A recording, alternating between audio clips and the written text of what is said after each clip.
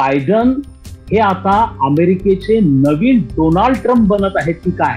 पंतप्रधान मोदी यांना जसा रिस्पॉन्स हा ट्रम्पच्या काळामध्ये मिळत होता तसा कदाचित मिळणार नाही. ट्रम्पना जेवढी भारताची गरज नव्हती त्याच्या दुपटीने आता बायडन यांना भारताची गरज आहे. त्यांनी बायडन यांना अशा प्रकारचा सल्ला दिलेला होता की तुम्ही पूर्णपणे अफगाणिस्तानमधनं आपलं सैन्य काढून घेऊ नका, परंतु त्यांच्या कोणत्याही सल्ल्याकडे बायडन यांनी पूर्णपणे दुर्लक्ष केलेलं होतं. जर बायडन यांना चीन सारख्या अत्यंत सशक्त आणि मोठ्या प्रतिस्पर्ध्याचा सामना करायचा असेल तर अमेरिकेकडे तेवढी क्षमता नाहीये.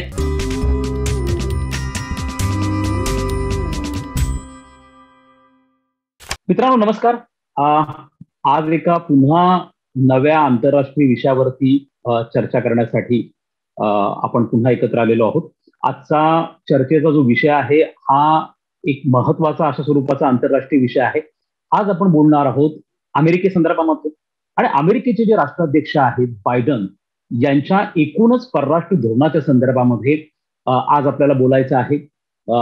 जॉय बायडन यांना अमेरिकेचे राष्ट्राध्यक्ष बनून आता जवळपास 8 महिने झालेले आहेत आणि ह्या 8 महिन्यांमध्ये आपण एकूणच जर बायडन यांच्या परराष्ट्र धोरणाचा आढावा घेतला तर आपल्याला असं दिसून येतं की बायडन यांचं परराष्ट्र धोरण जशी अपेक्षा होती की हे पूर्णपणे डोनाल्ड ट्रम्प यांच्या अगदी विरोधातलं असेल किंवा ज्या पद्धतीने डोनाल्ड ट्रम्प यांची धोरणं होती त्यांना पूर्णपणे कलाटणी देऊन एक नवीन परराष्ट्र धोरण घेऊन जगापुढे बायडन येतील असं वाटत असताना आता ह्या 8 महिन्याच्या बायडन यांच्या एकूण परराष्ट्र धोरणाचा जर आपण लेखाजोखा घेतला तर आपल्याला अशा अनुमानापर्यंत पोहोचावं लागतं की बायडन हे आता अमेरिकेचे नवीन डोनाल्ड ट्रम्प बनत आहेत की काय? इथपर्यंत बायडन हे डोनाल्ड ट्रम्प यांच्या धोरणांना पुढे घेऊन जाण्याचा प्रयत्न करत आहेत किंवा डोनाल्ड ट्रम्प यांच्या परराष्ट्र धोरणामधलं सातत्य हे आपल्याला बायडन यांच्या धोरणांमधनं दिसून येत आहे. अशा प्रकारची परिस्थिती आज आज संपूर्ण जगापुढे ती बघायला मिळते आहे. खरं तर ज्या अध्यक्षपदाच्या निवडणुकीमध्ये मधनं बायडन हे राष्ट्राध्यक्ष बनलेले होते ती अमेरिकेच्या इतिहासातली सगळ्यात वादग्रस्त अशा प्रकारची राष्ट्राध्यक्ष पदाची ती निवडणूक होती. बायडन आणि त्यांचे प्रतिस्पर्धी डोनाल्ड ट्रम्प यांच्यामधला संघर्ष हा सगळ्या जगाने बघितलेला होता आणि हा संघर्ष इतका जीव घेणा होता. त्यानंतर कशा पद्धतीने ट्रम्प यांच्या समर्थकांनी अमेरिकन काँग्रेसवरती हल्ला चढवलेला होता या घटना सगळ्या अमेरिकेच्या इतिहासामध्ये कधीही घडलेल्या नव्हत्या. त्यामुळे जेव्हा बायडन हे अशा प्रचंड संघर्षानंतर राष्ट्राध्यक्ष बनलेले होते आणि ज्या पद्धतीची कमालीची चीड त्यांची ट्रम्पच्या संदर्भामध्ये होती आणि जी प्रेसिडेन्शियल डिबेटमध्ये सातत्याने समोर येत होती, त्यामुळे अशा प्रकारची अपेक्षा केवळ अमेरिकन नागरिकांना नव्हती तर संपूर्ण जगाला अशा स्वरूपाची अपेक्षा होती की बायडन हे आता पूर्णपणे एक नवीन धोरण घेऊन येतील आणि डोनाल्ड ट्रम्प यांच्या काळामध्ये अत्यंत चमत्कारिक अशा स्वरूपाचे निर्णय जे परराष्ट्र धोरणाच्या संदर्भामध्ये घेतले गेलेले होते त्यांना पूर्णपणे कलाटणी दिली जाईल आणि आता जे अमेरिकेचं पारंपरिक धोरण आहे आंतरराष्ट्रीय राजकारणामध्ये ते पुढे घेऊन जाईल अशा स्वरूपाची अपेक्षा सगळ्यांकडून केली जात होती. परंतु आता मात्र तसं घडताना दिसत नाहीये. नुकतंच भारताचे पंतप्रधान नरेंद्र मोदी यांचा 3 दिवसांचा अमेरिका दौरा हा नुकताच पार पडला. या दौऱ्याच्या पूर्वी अशा स्वरूपाचे कयास मांडले जात होते, अंदाज वर्तवले जात होते की ज्या पद्धतीची केमिस्ट्री ही ट्रम्पमध्ये आणि पंतप्रधान मोदींमध्ये होती, ज्या पद्धतीचं बॉन्ड या दोघांमध्ये होती, त्यामुळे कदाचित बायडनमध्ये आणि मोदींमध्ये तशा प्रकारची केमिस्ट्री ही वर्कआउट होणार नाहीये. किंबहुना यापूर्वी ज्या पद्धतीने म्हणजे बायडन हे राष्ट्राध्यक्ष नसताना त्यांनी काश्मीरच्या संदर्भामध्ये असेल किंवा कमला हॅरिस यांनी दिल्लीमधल्या रायट्सच्या संदर्भामध्ये असतील किंवा भारतातल्या अल्पसंख्याकांच्या अधिकारासंदर्भातले असतील किंवा भारतातले एकूणच मानव अधिकारच्या परिस्थिती संदर्भामध्ये असेल, ज्या पद्धतीची वक्तव्य केलेली होती त्यामुळे पंतप्रधान मोदी यांना जसा रिस्पॉन्स हा ट्रम्पच्या काळामध्ये मिळत होता तसा कदाचित मिळणार नाही अशा प्रकारचे कयास किंवा अंदाज बांधले जात होते. परंतु झालं मात्र एकदम उलट. कारण या भेटीनंतर जे जॉईंट स्टेटमेंट डिक्लेअर करण्यात आलं, घोषित करण्यात आलं, त्यामध्ये भारताचे कन्सर्न जे आहेत, भारताच्या ज्या चिंता आहेत त्या अत्यंत स्पष्टपणे प्रतिबिंबित झाल्या. भारताला जी तालिबानची चिंता होती त्या बाबतीमध्ये अमेरिकेने भारताला पूर्णपणे अशा स्वरूपाचं आश्वासन दिलं की जर अफगाणिस्तानची भूमी ही तालिबानने दहशतवादी कारवायांसाठी वापरली तर त्यांच्या विरुद्ध आर्थिक निर्बंध घालण्यासाठी अमेरिका देखील वचनबद्ध असेल.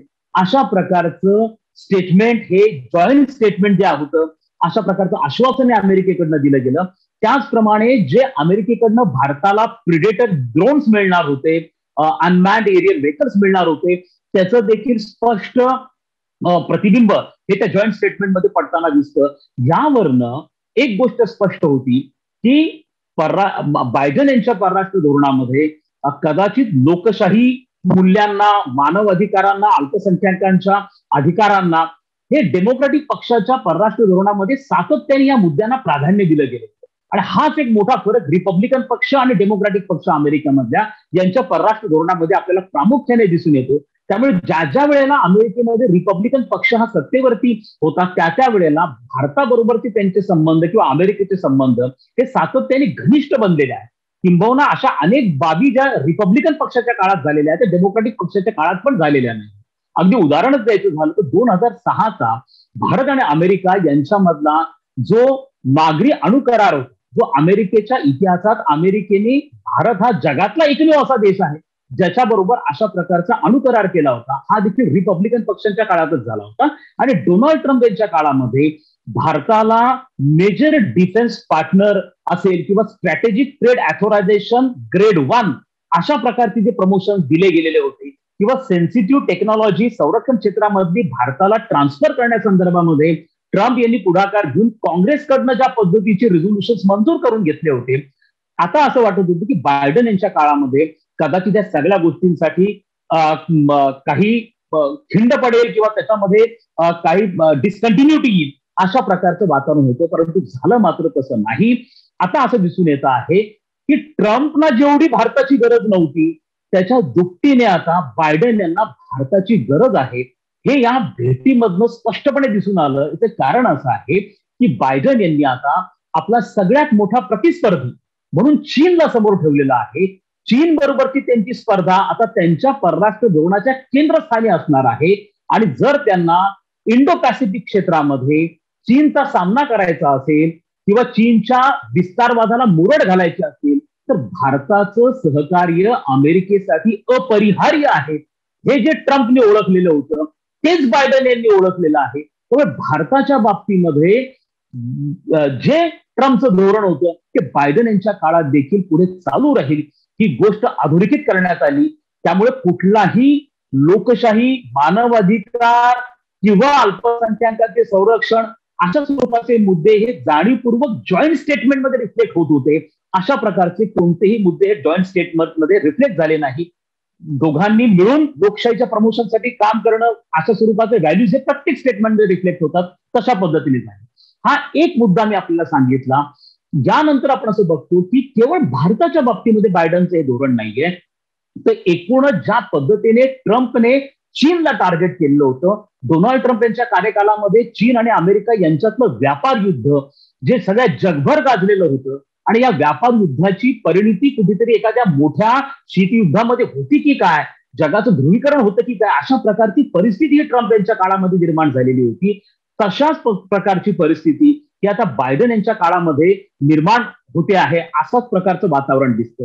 तर भारत आणि चीनच नाहीये, तर गेल्या 8 महिन्यांमध्ये बायडन यांनी अशा प्रकारचे काही निर्णय घेतलेले आहेत. त्यामुळे अशा पद्धतीचं अनुमान काढण्यासाठी पूर्णपणे वाव मिळतो आहे की बायडन यांचं परराष्ट्र धोरण दुसरं तिसरं काहीही नसून हे डोनाल्ड ट्रम्प यांच्याच परराष्ट्र धोरणाची कंटिन्युटी आहे. त्यामधनं ते सातत्य आहे असंच आपल्याला म्हणावं. ट्रम्प यांना सवय होती की अत्यंत ऍब्रप्टली अशा स्वरूपाचे ते परराष्ट्र धोरणामधले अनेक निर्णय घेत. जसे की सत्तेवरती आले, राष्ट्राध्यक्ष बनले, तसं त्यांनी 3 इस्लामिक देशांमधल्या लोकांना अमेरिकेमध्ये येण्यासाठी बंदी घातली. त्यांनी तात्काळ मेक्सिकोची वॉल हे त्याचं बांधकाम त्यांनी सुरू केलं. त्याचप्रमाणे इराण न्यूक्लिअर डील मधनं तात्काळ त्यांनी माघार घेतली. अफगाणिस्तानवरती मदर ऑफ ऑल बॉम्ब म्हणणारा एक अत्यंत मोठा बॉम्ब त्यांनी टाकला.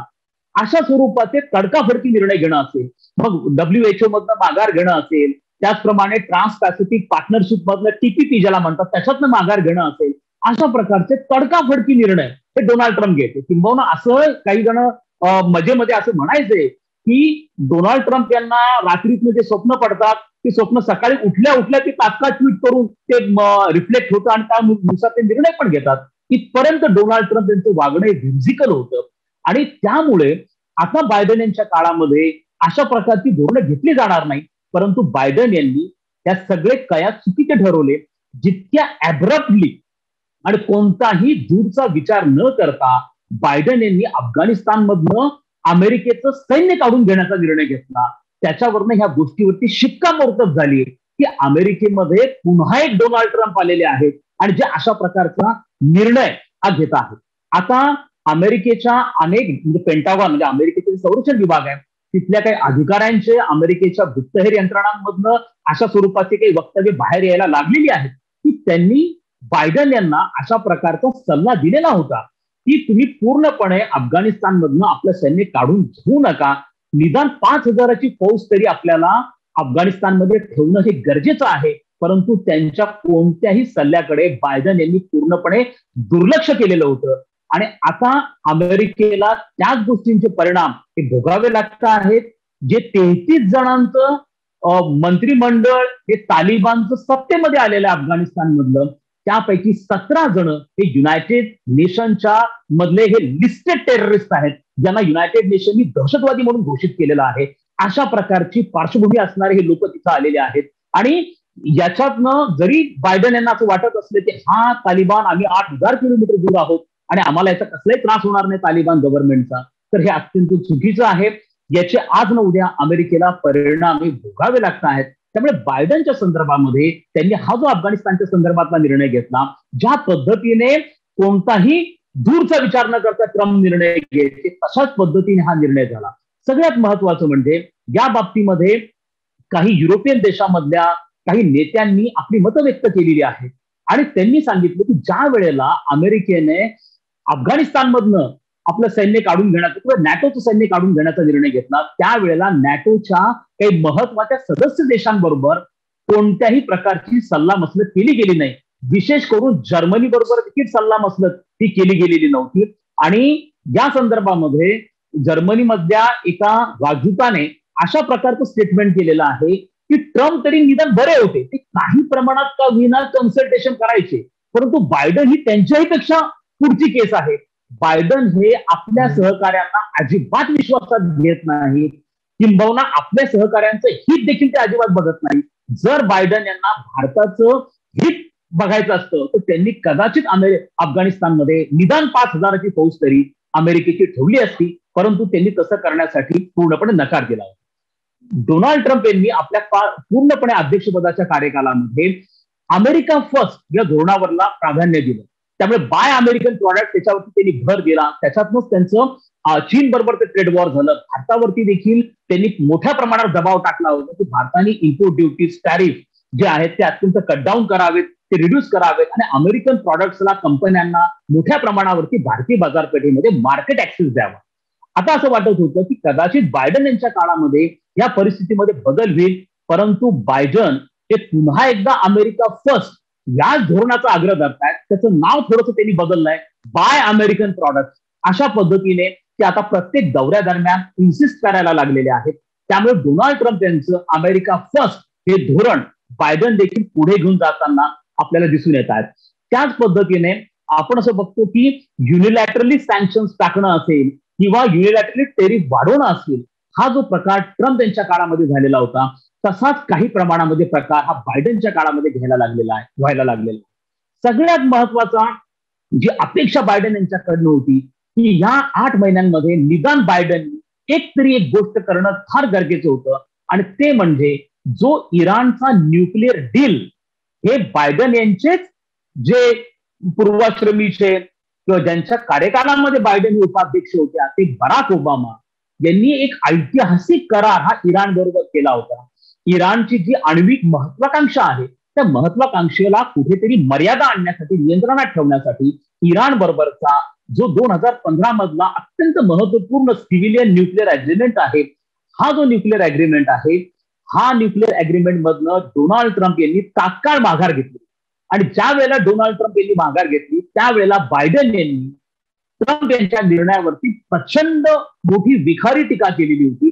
प्रेसिडेन्शियल कॅम्पेनमध्ये देखील ही अमेरिकेने केलेली मोठी घोडचूक आहे असं देखील बायडन म्हटलेले होते. त्यामुळे या 8 महिन्यामध्ये पुन्हा एकदा बायडन हे इराण बरोबर तो न्यूक्लिअर डील करतील जो बराक ओबामांनी पूर्वी केलेला होता, म्हणजे त्यांच्याच लोकशाही डेमोक्रॅटिक पक्षाच्या अध्यक्षांनी केलेला होता. निदान तो डील करतील असं वाटत होतं, परंतु त्यांनी अशा कोणत्याही प्रकारचं न्यूक्लिअर डीलचं सुतोवाच देखील केलेलं नाहीये.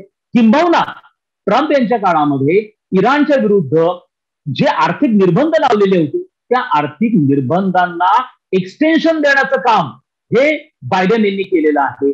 त्यामुळे या बाबतीमध्ये देखील आपण असं बघतो की बायडन हे डोनाल्ड ट्रम्प यांचं धोरण हे पुढे घेऊन जाताना दिसून येत आहे. त्याचप्रमाणे ट्रान्स पॅसिफिक पार्टनरशिप हा जो TPP नावाचा एक अत्यंत महत्वपूर्ण अशा स्वरूपाचा व्यापार करार होता ज्यामधून देखील डोनाल्ड ट्रम्प यांनी पूर्णपणे माघार घेतलेली होती. त्यामध्ये देखील आज अनेक अमेरिकेचे आशियातले सहकारी अमेरिकेला विनंती करतायत की पुन्हा एकदा अमेरिकेने TPP मध्ये यावं, परंतु त्याकडेही बायडन हे पूर्णतः दुर्लक्ष करताना दिसून येत आहेत. त्यामुळे चायनाला टार्गेट करणं असेल, इराणच्या न्यूक्लिअर डीलमध्ये प्रवेश न करणं असेल, अफगाणिस्तानमधनं तडकाफडकी सैन्य काढून घेणं असेल, त्याचप्रमाणे पुन्हा एकदा ट्रेडच्या बाबतीमध्ये, व्यापाराच्या बाबतीमध्ये अत्यंत बचावात्मक प्रोटेक्शनिस्ट पॉलिसी ज्या आहेत ज्या ट्रम्प यांच्या काळामध्ये घेतल्या गेल्या होत्या त्या पुन्हा एकदा बायडन यांनी ज्या पद्धतीने घ्यायला सुरुवात केलेली आहे यावरनं असं स्पष्टपणे जाणून येतं की बायडन यांचं स्वतःचं स्वतंत्र असं कोणतंही परराष्ट्र धोरण नाहीये. किंबहुना डेमोक्रॅटिक पक्ष हा प्रसिद्ध आहे आपल्या काही लोकशाहीवादी मूल्यांना प्रमोट करण्यासाठी. म्हणजे अगदी शीतयुद्धानंतर बिल क्लिंटन हे शीतयुद्धोत्तर काळातले डेमोक्रॅटिक पक्षाचे पहिले राष्ट्राध्यक्ष होते. त्यांच्या काळामध्ये ज्या पद्धतीने आंतरराष्ट्रीय पातळीवरती लोकशाहीला चालना देणं असेल, जागतिकीकरणाला चालना देणं असेल, या गोष्टींना अमेरिका सातत्याने प्रमोट करत गेलेला होता. अमेरिकेची इंटरनॅशनल इन्व्हॉल्वमेंट वाढत गेलेली होती. अमेरिका रिजनल आणि ग्लोबल बॅलन्स ऑफ पॉवर मध्ये अमेरिका प्रभावी भूमिका पार पाडत होता.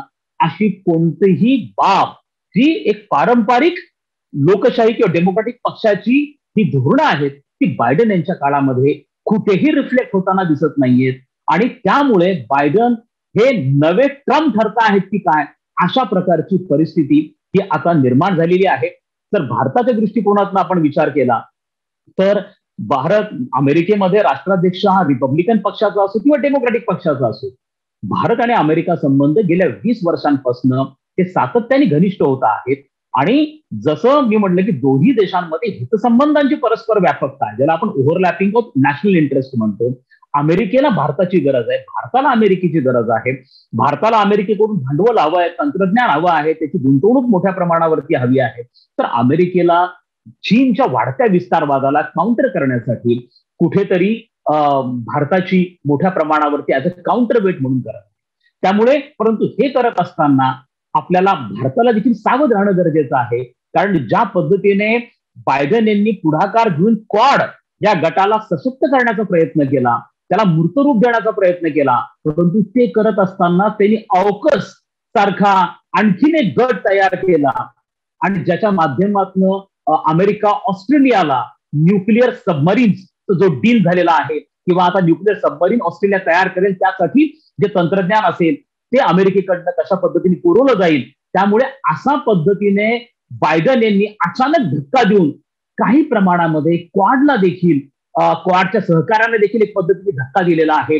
तसंच फ्रान्स देखील या ऑकस करारामुळे कमालीचा अपसेट झालेला आहे. पण यापूर्वी डिझेल सबमरीनच्या संदर्भामध्ये फ्रान्समध्ये आणि ऑस्ट्रेलियामध्ये ते करार झालेले होते, परंतु त्याला देखील बायडन यांनी पूर्णपणे साईडलाईन केलेला आहे, ऑस्ट्रेलियाने साईडलाईन केलेला आहे.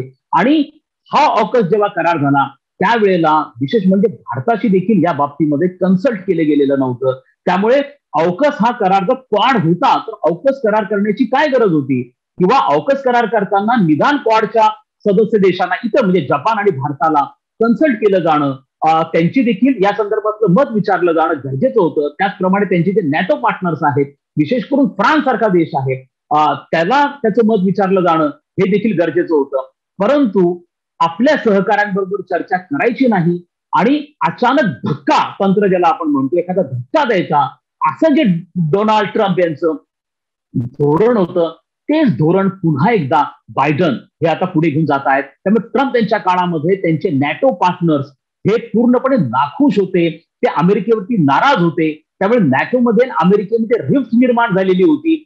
असाच प्रकार आता बायडन यांच्या काळामध्ये देखील घडायला लागलेला आहे. पुन्हा एकदा युरोपियन देश अमेरिकेचे मित्र देश हे नाराज व्हायला लागलेले आहेत.